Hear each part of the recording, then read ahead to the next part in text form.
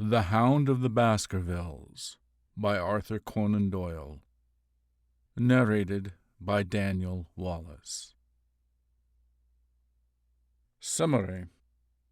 Sherlock Holmes and Dr. John Watson are hanging around the apartment that they share, as platonic bros, when Dr. James Mortimer appears to consult Holmes about a very strange matter that occurred in his town of Dartmoor. While Baskerville Hall may be fictional, Dartmoor, with its beautiful, barren, boggy, hilly countryside, is definitely a real place. Apparently, in the 1640s, a bad guy named Hugo Baskerville kidnapped a young woman and stuck her in his castle. When she escaped, he rode out after her, and when his friends went to find Hugo to stop him, they discovered 2 dead bodies. The girl had died of exhaustion and fear at being ridden down by a creepy madman on the moors at night. But Hugo Baskerville suffered a worse fate. His drinking buddies found him getting his throat torn out by a giant black dog from hell. Supposedly, this demon hound haunts the Baskerville family to this day. The latest Baskerville, Sir Charles, has also just died under mysterious circumstances. Sir Charles was known to be terrified of the Hound, and he was found lying dead just beyond his own driveway with an expression of horror on his face. Dr. Mortimer strongly suspects that the ghost dog, the Hound, had something to do with it. Dr. Mortimer doesn't want Holmes to investigate. He just wants to know if he should tell this to Sir Henry Baskerville, the new heir. But he doesn't want Sir Henry to become devil dog chow either. Holmes agrees to meet Sir Charles. When Sir Henry arrives at Holmes' apartment with Dr. Mortimer, he has his own news. Someone has sent him a warning telling him to keep away from the moor. Someone took one of his new brown boots, and later on, one of his old black boots went missing. Holmes and Watson also discover a strange-looking man with a big beard following Sir Henry. Holmes sends Sir Henry back to Baskerville Hall and asks Watson to go along with him to investigate. Once they arrive, they find the place to be huge, rich, old, and gloomy. Here are just a couple of reasons why no one in their right mind would want to be at Baskerville Hall. First, Sir Henry's butler, Barrymore, plans to quit his job and leave Sir Henry on his own. Barrymore is a prime suspect for Sir Charles' murder, since he and his wife benefited from Sir Charles' will. He also has a large beard. If that's not bad enough, there's news that a homicidal maniac named Selden has escaped from the nearby prison. A real prison. Between the crazed murderer and the butler, Sir Henry isn't exactly overjoyed with his new digs. When Watson's out for a stroll, a man carrying a butterfly net introduces himself as Stapleton, a neighbor of Sir Henry. He seems to know a lot about the Hound and Sir Charles' fear of it. He's also aware of Watson's relationship with Holmes. When Stapleton runs off to catch a butterfly, a woman suddenly approaches Watson, whom she mistakes for Sir Henry, and warns him to go back to London right away.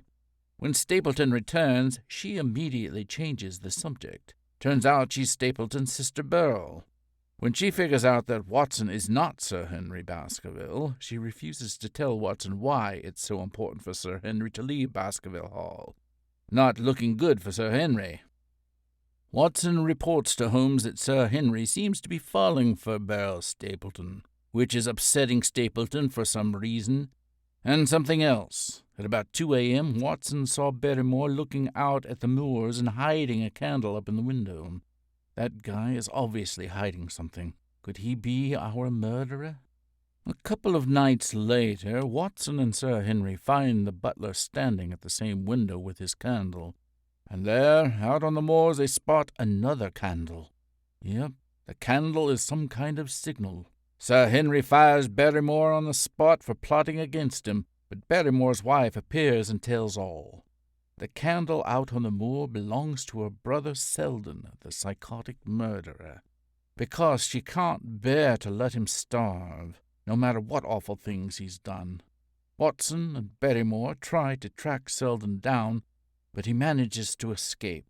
but Watson spots yet another unknown guy on the moors. Barrymore tells Watson he knows why Sir Charles was in the driveway so late at night. Despite his fear of the moors and the Hound, he got a letter signed L.L. from a woman asking to meet him at the precise spot. Dr. Mortimer tells Watson there's a woman named Laura Lyons living nearby in Coombe Tracy. She's the disowned daughter of Mr. Frankland. She swears she never went to meet Sir Charles that fateful night. Mr. Frankland tells Watson he's seen a boy bringing food to one of the Stone Age huts on the moors. He believes it's Selden, the murderer, but Watson guesses it's his mysterious man from the night before. Watson goes to the hut and lies in wait, only to find the man is Sherlock Holmes. Holmes apologizes to Watson for keeping him in the dark. His observations depend on secrecy, and feared that Watson couldn't help but give away Holmes' location. Holmes has discovered that Laura Lyons has been seeing Stapleton, and that she hopes to marry him. But she can't. The woman who Stapleton's living with is his sister. She's actually his wife. Ick. Suddenly, Holmes and Watson hear a horrible scream and rush out to find a corpse with a crushed skull at the bottom of a cliff. They think it's Sir Henry Baskerville, but in fact it's Selden dressed in Sir Henry's clothing.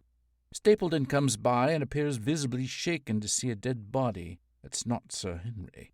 To prove that Stapleton is connected to the murderers, Holmes lays a trap. He claims that he and Watson are going back to London, but insists that Sir Henry go to Stapleton's house for dinner that night. Holmes and Watson plan to ambush Stapleton when he tries to kill Sir Henry. Holmes and Watson visit Laura Lyons again. When she hears that Stapleton has a wife, she tells Holmes everything, that Stapleton dictated the letter he sent to Sir Charles, that he then insisted that she not keep the appointment, and that he bullied her into keeping silent about Sir Charles' death. They return to Stapleton's house to set up their trap. As Sir Henry leaves the house, a giant black dog with flames jumping from its mouth and eyes gallops after him. The dog manages to bring down Sir Henry and to bite his throat. Holmes finally kills the dog, and they find Sir Henry freaked out, but mostly okay considering he's just been mauled by Cujo's great-great-great-great-grandfather. The dead dog's fur had been coated in phosphorus. It was the terrifying sight of the glowing dog that frightened Sir Charles into a heart attack and drove Selden off the cliff to his death. Inside the house they find Burl Stapleton tied up and gagged. She leads them to his hiding place in a dangerous bog, but he's not there. They find Sir Henry's black boot sunk in the bog. Stapleton has been using it to train the Hound to follow Sir Henry's scent. Watson suspects that Stapleton lost his footing in the bog and wound up being sucked down, never to be seen again. Back in London, Holmes ties up the loose ends for Watson. Stapleton was actually the long-lost son of Roger Baskervilles, Sir Charles' brother. Old Roger had moved to South America many years before and died there. Young Roger, a.k.a. Stapleton, moved to England with his wife and learned that he was in line to inherit the Baskerville fortune if he could only get rid of Sir Charles and Henry.